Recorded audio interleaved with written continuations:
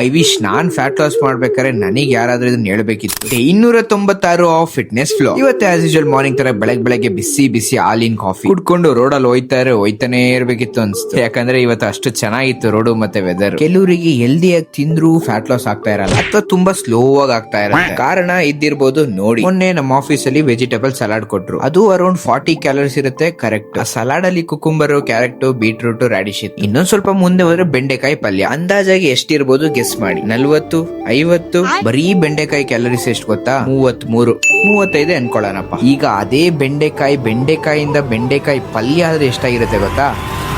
173. 35 173 ಅದು ಇಂಟು 5 ಆಯ್ತು. ಆ ಜಾಗದಲ್ಲಿ ಇನ್ನೂ 5 ಸತಿ ವೆಜಿಟೇಬಲ್ ಸಲಾಡ್ ತಿನ್ಬೋದು, 1.5 ಕಪ್ ಅನ್ನ ತಿನ್ಬೋದು. ಈಗ ಬೆಂಡೆಕಾಯಿ ಪಲ್ಯನ ತಿನ್ಲೇಬೇಡಿ ಅಂತ ಹೇಳ್ತಿಲ್ಲ ಗುರು, ಅದ್ ಹೆಂಗ್ ಮಾಡಿದಾರೆ ಅಂತ ತಿಳ್ಕೊಂಡು ತಿನ್ನಿ. ಇದೇ ತರ ಎಲ್ಲಾ ಪಲ್ಯನು. ಕೆಲವರು ಈ ಪಲ್ಯ ಟೇಸ್ಟ್ ಆಗಿ ಬರ್ಲಿ ಅಂತ ಎಣ್ಣೆ ಜಾಸ್ತಿ ಹಾಕ್ತಾರೆ, ಅಥವಾ ತೆಂಗಿನಕಾಯಿ ಹಾಕ್ತಾರೆ, ಅಥವಾ ಕಳೆಕಾಯಿ ಹಾಕ್ತಾರೆ, ಬೇರೆ ಏನಾದ್ರೂ ಹಾಕ್ಬೋದು. ಇದನ್ನ ತಿಳ್ಕೊಂಡು ತಿಂದ್ರೆ ನಿಮ್ ಫ್ಯಾಟ್ ಲಾಸ್ ಹೆಲ್ಪ್ ಆಗುತ್ತೆ ಅನ್ನೋದು ನನ್ನ ಈ 2 ಮಾತು. ಸಿಗೋಣ.